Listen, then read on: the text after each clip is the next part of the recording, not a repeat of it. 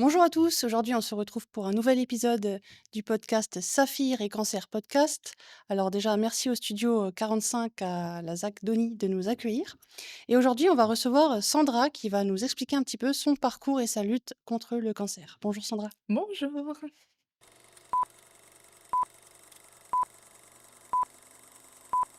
J'ai appris à me poser et à me reposer Mm. quand j'en avais besoin. Il faut prendre conseil auprès de la socio-esthéticienne. Il faut absolument aller vers les autres. L'art-thérapie, c'est une façon d'accompagner les personnes. Déjà d'être soi et libre d'exprimer ce qu'on a envie. C'est si important en fait de revenir à soi, de s'ancrer. Quand tu comprends tes émotions, ça te bouffe moins d'énergie. Et ça permet aussi de mettre en place des bonnes habitudes qu'on peut conserver après le traitement. Est-ce que tu peux nous parler un petit peu de ton cancer Mhm. et de ton parcours? Comment tu as appris ton diagnostic? Alors, c'était en mars 2024, donc je faisais une mammographie de contrôle, hein, Mhm. bêtement. Et puis voilà, une anomalie, une biopsie, et puis 15 jours après, les résultats, et puis tout s'est enchaîné Mhm. à une vitesse très très très rapide. D'accord. Entre le jour où j'ai fait la mammographie et où j'ai eu les résultats, il s'est passé 10 jours. Ah oui, d'accord, oui. Oui, donc ça a Donc, été très très rapide. tu es passé de: «Je fais un petit contrôle comme Ouais, ça» je fais à, un petit contrôle état de choc, quoi. tranquille pendant mes vacances, mes enfants m'accompagnaient à l'état de choc, la biopsie et puis, l'annonce 10 jours après où voilà, c'est et puis tout s'est enchaîné très, Mmh. très rapidement derrière. La prise en charge a été très, très rapide. Mmh. J'ai pas eu le temps de réfléchir en fait, ça a Ouais, été très vite. d'accord. Quels ont été tes premiers sentiments à l'annonce du diagnostic? Alors le jour, en fait, il y a eu l'annonce au niveau de la déjà de la mammographie. Mmh. On dit: «Il y a une anomalie, il faut faire une biopsie». Là, ça a été un peu beaucoup de tristesse à ce moment-là parce que Mmh. j'avais pas prévu ça, en fait, hein, Oui, bah, voilà. bien sûr. Et puis, par contre, le jour de l'annonce de la maladie, là, ça a été enfin, quelque part, je m'y attendais un peu. Mmh. Voilà, on se met toujours un peu dans on garde l'espoir que ce soit pas ça, mais voilà, je m'y attendais un petit peu et puis après, ça a été quand même un choc, un peu de sidération, mais comme je t'ai dit, ça a été tout s'est enclenché, Mmh. j'ai pas eu le temps de réfléchir, voilà. On m'a annoncé que j'avais un cancer, j'ai vu un chirurgien dans la demi-heure qui a suivi. Ah oui, Ça a été très, très vite donc le début de mon parcours a été très rapide et tout s'est déroulé, tout s'est vraiment enchaîné ouais, après. ouais, très, très rapidement. Alors ton parcours de traitement, est-ce qu'il a été aussi rapide que l'annonce ou comment Alors ça le s'est début, passé? oui, parce que du coup, cancer du sein, hormonodépendant, annonce en mars, opération en avril, Mmh. une deuxième opération derrière parce qu'il y avait une infection, Mmh. des suites de soins un peu longs et puis après, l'annonce des séances de chimiothérapie. Là, j'ai eu un peu de mal à les accepter. Oui. Mmh, parce qu'au tout début, on m'avait dit: «Il y aura peut-être pas de chimio», donc je m'étais dit: Mmh. «Sympa». Puis finalement, il y en a eu quand même. Voilà, après tout s'est enchaîné assez vite, la chimio, la radiothérapie derrière et puis Mmh. avec de temps en temps, entre la chimio et la radiothérapie, un petit mois de battement histoire de se remettre un petit peu et puis enchaîner tout ça et puis l'hormonothérapie derrière depuis, janvier 2025, voilà, D'accord. pour 5 ans. Pour 5 ans. Là, tu es parti pour 5 ans. Enfin, 5 ans, il reste ouais. 4 ans, ouais. Ouais, il OK. me reste 4 ans de traitement de Mmh. tamoxifène, oui. Est-ce qu'il y a des moments pendant ton traitement où tu as ressenti de l'anxiété, de la peur, du stress? Des moments particuliers? Quand j'ai dû l'annoncer à mes enfants, Mmh. ça a été très, très dur. J'ai Ils ont quel âge? alors elles sont grandes, hein, elles Ouais. ont, maintenant 22, 18 et 15 ans, mais à l'époque, bon, ça fait 1 an et demi de moins. Ça a été très dur de leur dire, mais j'ai pas voulu leur mentir, donc elles l'ont su Mmh. tout de suite et en fait, c'était plus une anxiété, j'avais peur qu'elles aient peur pour moi Mmh. et moi, j'avais peur pour elles, en fait. Oui. Donc ça a été très compliqué, Oui, ça a l'amour d'une mère pour été ses enfants et voilà, l'amour des enfants pour une mère, ouais. c'était très stressant pour moi, de leur annoncer ça et puis après ça a été un peu beau de la colère quand même, hein. Mmh. Le fait, voilà, je sais pas ce qui va me tomber dessus et puis je peux rien gérer. J'aime pas perdre le contrôle et Mmh. là, je Ouais, là, c'est gérais plus rien complètement donc c'était dur pour moi. C'était stressant de ne pas contrôler ouais, ce qui allait se passer. bien De 2. sûr, ouais. Puis Ouais. tu sais pas, ce qui va se passer, tu connais pas l'issue pour toi, Ah, pour les faut enfants, oui, c'est compliqué, hein. faut faire totalement confiance au personnel médical, Mmh. aux médecins parce qu'eux, ils savent et Ouais, c'était compliqué Mmh. de faire confiance aux autres Ouais. mais pas le choix. Mmh. Voilà. Bon, tu t'es accroché. Oui. Ah oui, il faut. Et pendant ton processus de soins, est-ce qu'il y a des moments où tu t'es sentie complètement découragée, abattue, tu avais plus envie de te battre? Alors ça bizarrement, pendant le processus, pendant les opérations, les soins, la chimio, la radiothérapie, ça allait, parce que j'étais vraiment très bien suivie. Mmh. Un suivi quasi quotidien, on voit des médecins, des infirmiers tout le temps. Donc ça a été quand je me suis sentie vraiment un peu découragée, là, c'est l'après. Quand Ouais. j'ai commencé l'hormonothérapie et que je me suis rendu compte que ce petit cachet que je prenais tous les jours, bah, ça avait beaucoup d'effets indésirables quand même. Je Mmh. pensais pouvoir reprendre le boulot rapidement et ce qui n'a pas été le cas et ce qui n'est Mmh. toujours pas le cas parce que, voilà, pour moi, le plus dur, ça a été d'accepter le traitement d'hormonothérapie. Le prendre, ça a été, Mmh. mais d'accepter les effets indésirables qu'il y avait derrière et de faire avec cette fatigue qui est là, Mmh. quotidienne pour moi. Oui. Donc là, ça a été plus dur. Tu peux nous citer q 2-3 effets indésirables? Ah, l'hormonothérapie, bah, les douleurs articulaires et puis cette fatigue intense, vraiment une Mmh. fatigue que voilà, il y a eu cette fatigue pendant les traitements, de la chimio, de la radiothérapie, voilà, c'était ponctuel. Avec, une bonne activité physique, du repos, tout ça, ça passait. Là, pour moi, la fatigue liée à l'hormonothérapie, elle est constante, elle est tout le temps Mmh. là. D'accord. Elle est vraiment difficile à gérer et puis, voilà, oui, les douleurs articulaires, bon ça, il faut faire de l'activité physique, il y a pas de secret et puis, oh, les bouffées de chaleur. Et les étapes, si tu peux catégoriser les étapes, quelles ont été celles qui ont été le plus difficiles?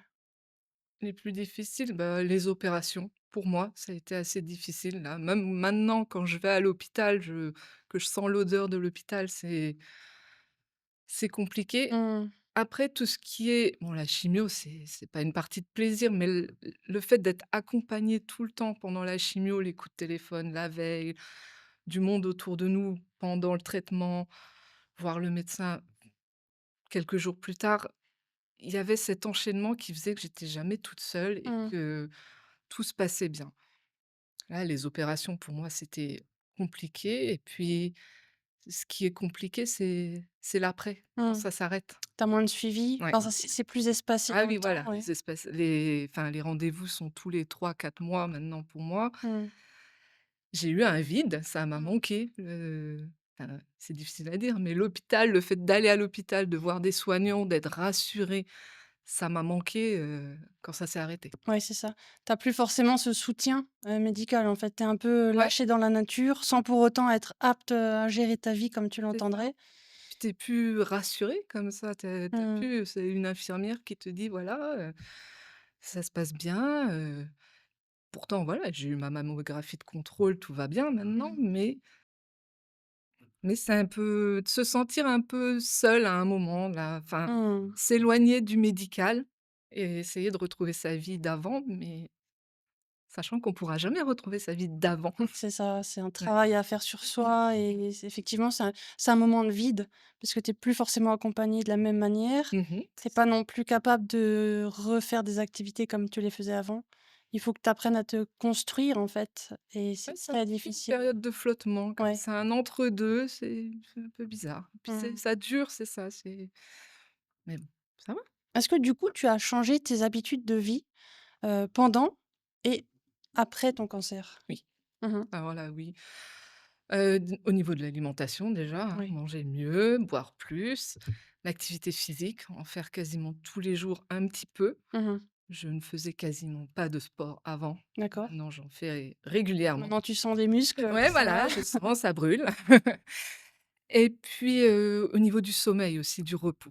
Mmh. Enfin moi, j'ai appris à me poser et à me reposer quand Mmh. j'en avais besoin et pas seulement le soir à 23h. OK. Vraiment, c'est quelque chose que j'ai appris À à plus peu prendre soin de toi. ouais, voilà, à écouter mon corps un petit Mmh. peu, à me dire, «Là, stop», que ça m'a appris. C'est quand même dommage qu'il faille, passer par ce genre de pathologie pour se rendre compte qu'il faut qu'on prenne soin de nous, en C'est fait. vrai. Mais Oui, oui, je suis d'accord avec toi. l'essentiel, c'est de le faire. Mmh. Continuer à mieux Ouais, vivre par la suite. oui. Au niveau du soutien, est-ce que tu as senti que tu étais soutenue par tes proches, ta famille, tes amis, tes collègues? Oui, oui, oui. Mmh. Là, j'ai été très bien soutenue, j'ai tous ceux qui m'entouraient. Après, il y a toujours, ce côté où on veut aussi protéger ceux qui nous entourent, donc on leur dit ce qu'on a, hein, parce qu'on j'ai pas caché, hein, j'ai dit, ce que j'étais malade, mais sans pour autant dire tout ce qu'on ressent. Oui.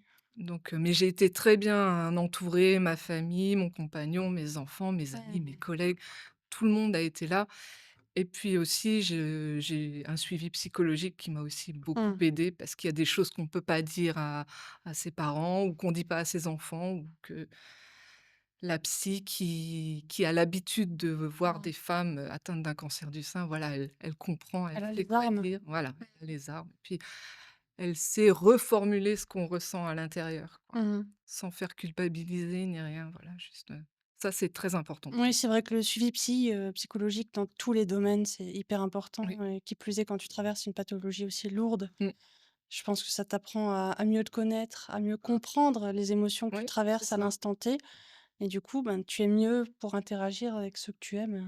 Oui, puis gérer toutes ces émotions et puis ne pas gâcher d'énergie dans Mmh. la gestion des mauvaises émotions, en fait. Essayer de Mmh. compartimenter tout ça et quand tu comprends tes émotions, bah, ça te bouffe moins d'énergie, donc tu as de l'énergie pour autre chose. Bien sûr, c'est un cercle à mettre en place, Mmh mh. une balance, un équilibre à trouver en fait, entre tout ça. Est-ce que tu as pu trouver du soutien dans des associations locales ou des groupes, psychologiques ou d'aidants? Oui, alors quand j'étais à l'hôpital, du coup, ils proposent tout, d'adhérer à des associations, les Dames de Mmh. Cœur, la Ligue, tout ça.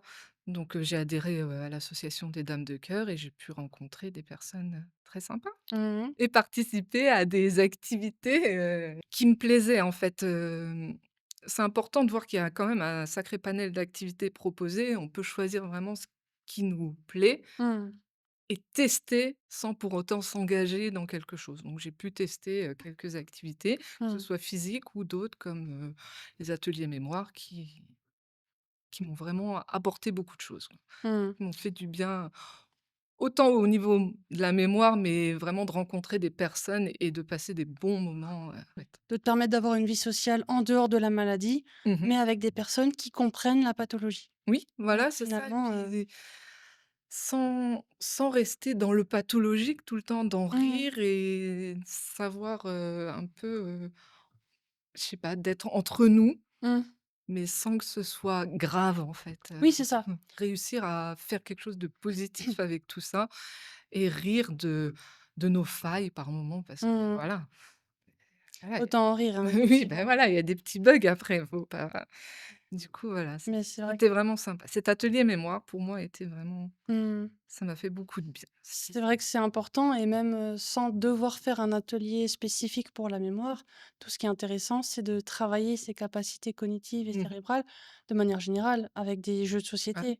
tout le temps, des jeux de Des jeux de logique, mémoire, les cartes qu'on retourne, pour retrouver les je sais pas, les mêmes animaux et cetera, la logique, on peut faire, pas mal de petites choses comme ça pour essayer de ouais, garder toujours. et de, rebooster un petit peu ces capacités qui sont un petit peu en berne pendant les traitements. Parce qu'on s'en rend pas compte pendant les traitements, je trouve. Mmh. C'est après, quand on commence à sortir la tête de l'eau et on se dit personnellement, moi, je lisais beaucoup Mmh mh. et j'arrivais plus à me concentrer sur un bouquin, c'était impossible pour moi, alors qu'avant je dévorais les livres et là, je me Ouais. suis dit: «Mince, il y a quelque chose qui va pas». Mais de reprendre le dessus petit à petit, faire des jeux de logique, lire un petit peu, enfin, des jeux de société, enfin, tout ça, Mmh. c'est important et puis de le faire, avec des gens qu'on aime autour de nous. Avec de la bienveillance, c'est Ouais, de la encore mieux, ouais. bienveillance, de la bonne humeur, c'est agréable. Oui, oui. Mmh. Au niveau des activités physiques adaptées, est-ce qu'il y a des pratiques que tu as pu tester pendant tes traitements et même après? Oui, alors je suis toujours suivie par une kiné qui fait partie du réseau Kiné-Sain Mmh mh. et du coup qui propose des séances de pilates adaptées déjà, donc avec elle, j'ai pu, essayer ça. OK. Du coup, c'est une remise en forme, c'est tout en douceur, c'est Mmh. vraiment du pilates très, très doux et puis avec, le fait d'être avec une kiné, ça permet des bonnes postures, vraiment Oui. de bien travailler et avec les dames de cœur, j'ai pu essayer l'escrime aussi. Mmh mh. donc c'était une activité c'était sympa de Oui. On n'a pas tous les jours l'occasion de voilà, tester c'est ce genre de ça, pratique, ouais. d'enfiler toute la tenue et tout. C'était une chouette activité, c'est une chouette découverte. Mmh. J'ai pas poursuivi parce que voilà, j'ai aimé découvrir ça, Mmh. mais c'est pas quelque chose que Mmh. j'aimerais faire, tout le temps, donc Mais tu as au moins pu ah oui, tester, j'ai pu tester, c'était vraiment chouette. mmh. C'est quelque chose que j'aurais jamais fait autrement. Oui. Voilà. Quand il y a plein de choses que j'aurais jamais fait avant. Oui, comme quoi ça ouvre des portes Ah oui, finalement voilà, et comme être ici, par exemple. comme être ici et partager ton expérience, Exactement. avec les gens qui nous regardent et qui nous écoutent, Mmh super. mh. Et quelle leçon est-ce que tu tires de toute cette expérience? Que la vie, elle est courte Oui. et que des fois, on peut avoir une nouvelle et qui nous fait prendre conscience que, bah, on n'est pas éternel et qu'il faut profiter Mmh. et puis arrêter de remettre à demain des choses qu'on a envie de faire, voilà, c'est ça que ça m'a appris, c'est Mmh. profiter, vite. Tout peut très vite basculer. Ouais, voilà et puis on peut avoir très vite peur et la peur, elle te bloque aussi, au-delà de la maladie. Mmh. Il y a cette peur qui reste derrière quand Mmh. même de tu as quand même cette peur de la mort qui reste là Bien sûr. pendant un certain temps. Tu es plus à l'abri et je pense que c'est ça que ça m'a appris à profiter, à arrêter de tout remettre au lendemain, de vraiment Ouais. faire les choses que j'ai envie de faire et les faire vite. Oui, parce qu'au final, la peur, très souvent, on la crée nous-mêmes. Parce que dans la majorité des cas, il se passe rien de grave. Le Mmh. tout, c'est d'essayer effectivement. Comme tu l'as dit tout à l'heure pour l'escrime, il y a des choses que tu aurais jamais Ah, testées, bah, oui, des alors gens que tu aurais c'est jamais dommage. rencontrés et Je me mettais des barrières avant alors que mmh. qu'est-ce qui m'empêchait de faire de l'escrime ou autre chose? Rien et maintenant je pense que, voilà, il y a plus rien qui m'empêche de faire quoi que ce soit. Mmh. Bah, c'est vrai que là, ça ouvre des horizons, en fait. Mmh. Tu te rends compte que tout est possible, tout est faisable, il faut juste le petit déclic Exactement. et sinon tu passes à côté de ta vie des fois et c'est très dommage parce que tu t'en rends compte tardivement. Ah bah, ça, c'est un sacré déclic. C'est un sacré déclic mais Mais voilà, ça il faut garder du positif dans tout ça. oui. Ça a été une sacrée épreuve, ça a été difficile, c'est encore difficile. Mmh. Mais à côté de ça, voilà, on se rend compte qu'il y a des gens qui nous aiment autour de nous, qu'on peut rencontrer des nouvelles personnes, enrichir son cercle d'amis, de Mmh. faire des nouvelles expériences, c'est chouette. Tu parles de des amis, mais ça permet aussi de faire le tri au Oui, niveau de oui. tes relations sociales. Mmh. Parce que Oui. là, tu te rends compte, qui est Qui est vraiment vraiment ami là? Qui prend vraiment des nouvelles et qui, n'est pas vexé quand tu donnes pas de nouvelles? mmh, Parce que personnellement, j'ai quand même eu une période où je me suis renfermée, où je voulais parler à personne.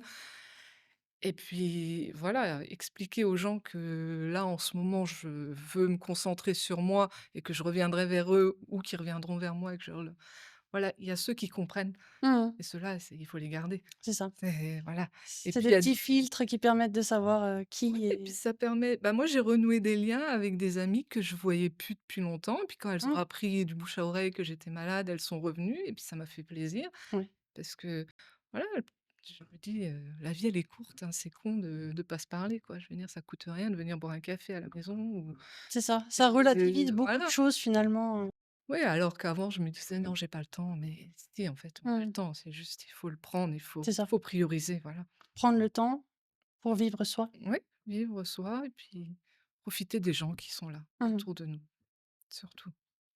Qu'est-ce que tu souhaiterais que les gens sachent sur la lutte contre le cancer? Je voudrais dire que chaque cas est différent et Mmh. chaque personne va vivre ça d'une façon totalement différente, je pense que c'est c'est malvenu, je pense, de dire à quelqu'un: «Ah oui, mais machin, elle était malade, elle a fait comme ci, elle a Mmh. fait comme ça». Il y a pas de généralité. Voilà, il faut arrêter de généraliser et chaque cas est différent et chacune va le vivre d'une façon totalement différente. Mmh. Donc vraiment pour les gens qui accompagnent, sachez être à l'écoute et puis les conseils des fois, oui, mais pas trop, quoi. Mmh. Heu, Faut vraiment s'adapter à oui, il la faut personne, vraiment s'adapter et puis dire que le suivi psychologique est très, très important pour mmh. moi. On peut pas s'en sortir tout seul. On a beau avoir, la famille, les amis, Mmh. tout, la psy pour moi, enfin, le suivi psychologique est très important et Mmh. permet de maintenir la tête au-dessus de l'eau et puis Il y a aucune honte à ça? ah, il y a pas de honte à Au y aller et puis contraire? ça fait du bien, ça fait un bien fou et puis il y a des choses qu'on peut dire et que ça soulage. Mmh.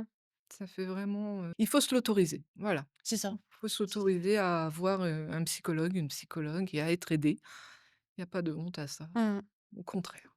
Au contraire, puisque tu travailles sur toi, tu es Mmh. mieux, donc tu es mieux avec les autres et Ah tout oui, s'enchaîne. c'est un engrenage, en Ouais. fait. C'est prendre soin de soi, aller chez la psychologue pendant ce traitement, c'est vraiment prendre soin de soi, de son bien-être, Mmh. personnel. Parce qu'il faut prendre soin de soi, il faut être, Mmh. gentil avec soi. Voilà. On l'oublie souvent, mais c'est vrai que ce genre de pathologie, ça remet l'église au milieu du village. Exactement. Après, le tout, c'est de savoir s'en servir à bon escient Mmh. Ah oui, pour, puis il y a quand même plein de choses mises en place en dehors des associations. Bah, moi, j'ai été suivie à l'hôpital et il y avait énormément de choses mises en place, la sophrologie, mmh. l'acupuncture, tous ces soins de confort qui faut pas hésiter à essayer. Peut-être ça marchera, peut-être ça marchera pas, mais Mmh. ça coûte rien d'essayer. On peut découvrir des choses qui font énormément de bien et moi, personnellement, j'ai essayé tout ce que je pouvais essayer Mmh. et ça m'a fait beaucoup de bien. La sophrologie m'a fait du bien, l'acupuncture, tout, Oui.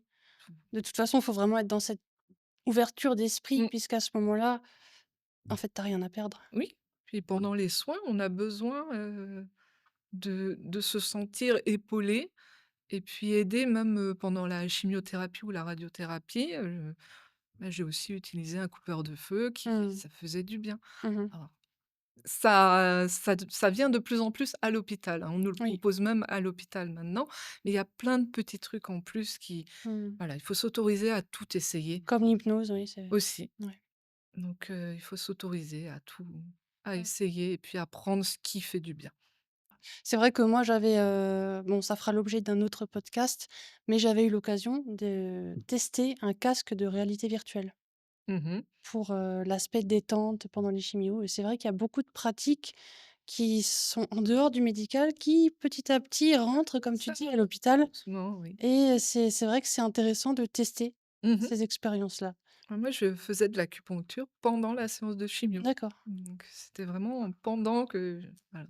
Ouais, Voilà, j'avais le d'accord. produit qui infusait et puis en même temps, l'acupuncteur qui travaillait sur moi. Donc c'était voilà, en soi, je perdais pas de temps. C'était du 2 Bien en sûr. 1, c'était impeccable, on s'occupait de moi, on discutait. Mmh. Ça passe plus vite, puis voilà. Ouais, tout le monde est gagnant. Voilà, exactement. Il faut oui, il Super. faut prendre tout ce qu'il y a à prendre. Super et pour, clôturer cet épisode, est-ce que tu aurais un message à faire passer aux gens qui seraient actuellement en traitement ou, qui se renseignent sur cette pathologie du cancer? Alors qui sont actuellement en traitement, alors, qui prennent soin d'eux, Mmh.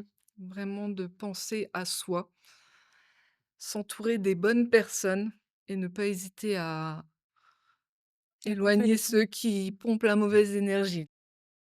Essayer de vraiment s'entourer de bonnes personnes et de garder son énergie pour soi, pas pour les autres. Alors ça peut paraître égoïste un petit peu, mais pendant le traitement, la maladie, on n'a pas beaucoup de jus et le peu qui nous reste, faut vraiment le garder pour nous, pour, Mmh. combattre tout ça et pour, et garder le moral et faire vraiment des choses qui font du bien. Oui. Vraiment, ouais. Et pour ceux qui veulent, des informations, bah, il y a tellement de choses pour trouver des infos, Oui, maintenant, oui. tellement de bouquins et puis c'est au cas par cas, chacun va le vivre différemment, Mmh. faut pas hésiter. Après quand il y a des gens malades, faut pas hésiter à leur demander, à leur poser des questions, s'ils ont envie d'expliquer, toujours en demandant le consentement, mais Mmh. je pense que les malades sont pas fermés à vouloir expliquer ce qu'ils vivent, justement pour que l'entourage comprenne et puis Mmh. sache mieux répondre à leurs besoins aussi. Oui, c'est vrai, il faut pas non plus se cloisonner et rester cloîtré, Ah non, il faut s'enfermer dans son coin comme on pourrait le dire parce que, à ce moment-là, rien n'avance. ah non, il faut s'entourer, mais je te dis, il Mmh. faut s'entourer, mais des bonnes personnes C'est ça. et puis celles qui vont te donner de l'énergie et qui vont t'accompagner, te pousser Mmh. un petit peu. Alors c'est vrai que des fois on n'a pas envie, mais Ça fait du bien d'avoir quelqu'un qui nous met un petit coup là au moral pour, Mmh. être reboosté, voilà, s'entourer de celles qui offrent des chocolats, Et voilà. c'est vrai que certaines associations, donc on le disait tout à l'heure, proposent des activités adaptées, physiques ou non, mais ça permet un lien social, ça permet aussi de d'y aller à son rythme par rapport à sa fatigue. Ouais. C'est moins contraignant que qu'un rendez-vous professionnel, par exemple, parce que la personne en face sait qu'on est diminué parce qu'on Mmh. est en traitement ou qu'on est post-traitement, mais encore très fatigué et donc elle s'adapte. Mmh mh. Et ce qui est chouette, c'est de pouvoir se dire: «Je peux y aller, mais si je me sens mal, ben, je préviens et je reste à la maison, Ah je dors», oui, par c'est exemple. ça. Ah oui, Il y a pas oui, d'obligation, voilà, c'est c'est ça. vraiment, ça nous permet de bouger, mais Mais à notre tranquillement, rythme sans voilà, et sans sans se mettre de pression. sans injonction, sans et puis Mmh. sans jugement non plus. Si ça va pas, c'est pas grave. Au contraire, les personnes qui nous accompagnent ou qui nous entourent vont s'inquiéter et vont Oui, prendre des voilà, nouvelles ça va être après, voilà, ça va être ça. Ça fait du bien aussi mmh, et ouais, vraiment s'entourer de personnes bienveillantes, donc dans les associations et puis après, on rencontre des gens super. oui. Voilà, Ça permet des nouveaux, des nouvelles rencontres et des nouveaux chemins de vie. exactement, puis de faire, des choses nouvelles. Mmh. Voilà. Super. Et ben, merci beaucoup Sandra. De rien, merci à toi. À bientôt pour un prochain épisode de Saphir et Cancer podcast.